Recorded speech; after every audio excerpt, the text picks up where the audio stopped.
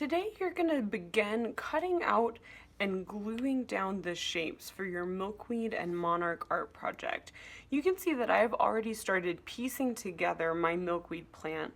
You're using that big green paper to create your Milkweed plant, and I want you to notice that for these leaves, I drew them very close together on my paper.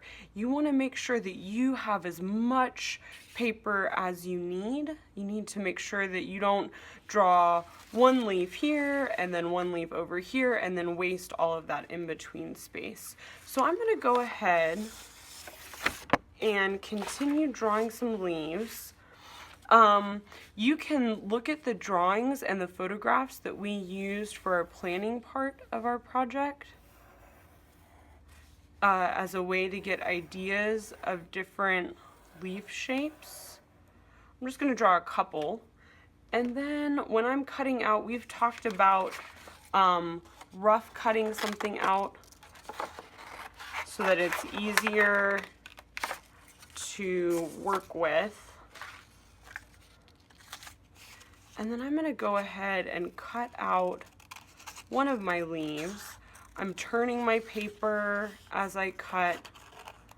I'm also cutting from the inside part of my scissors so that I have more control.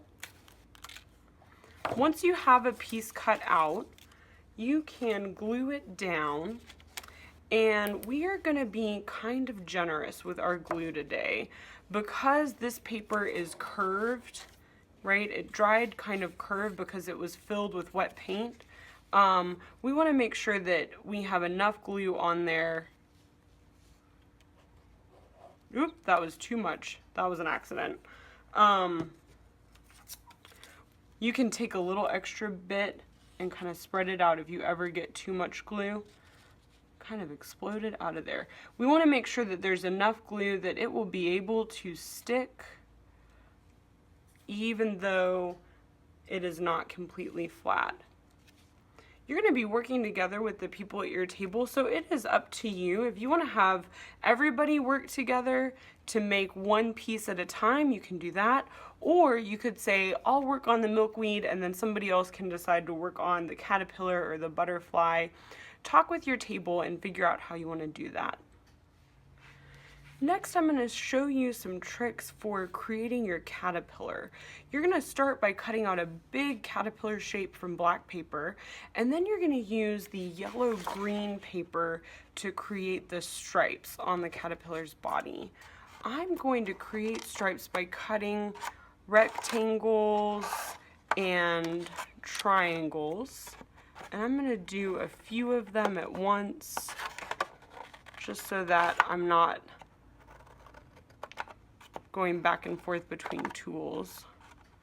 Once you have a few of them cut out, you can go ahead and start gluing them down. These are little tiny pieces, so you want to make sure that there is enough glue on there that it will stick. That means that if it ends up with a big puddle of glue, that is okay. Just very lightly set it on, don't push it down all the way, and then that glue will dry clear. Okay, I'm going to move this so that it is more lined up with that other stripe. There we go. I would say do a bunch of yellow-green stripes all at the same time so you're not switching back and forth, and just leave a little empty space in between each stripe, and you can fill that in with the white stripe later on. These stripes don't have to be exactly perfect. Kind of part of what makes them look interesting is the fact that they are all a little bit different shapes. They're a little bit different angles.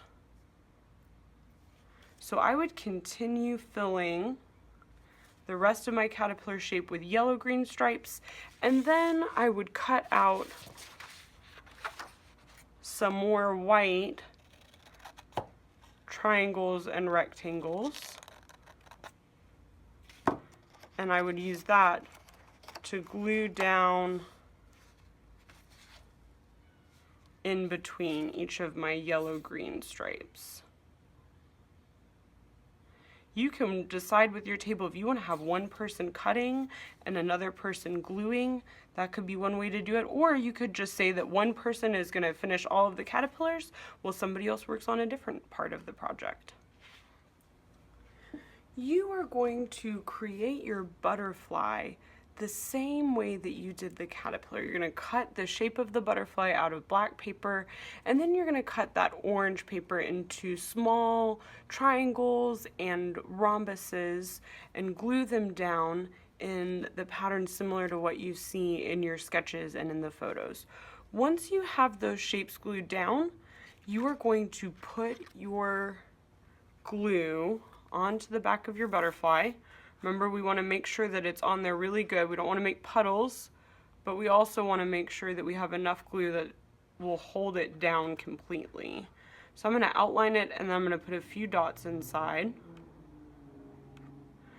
We are gluing down the butterfly before we add the white paint, because we want to make sure that that paint does not smear.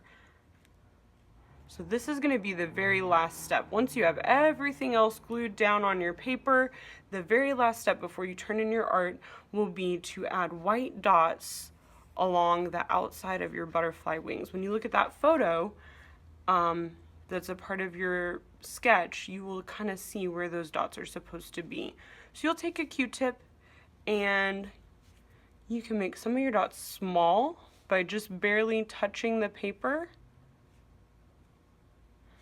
And then if you look and you see that some of those dots are big, you can make those dots bigger by pushing that Q-tip all the way down. So you might want to have that photo out while you are adding the dots onto your butterfly so you can kind of see what the dots look like.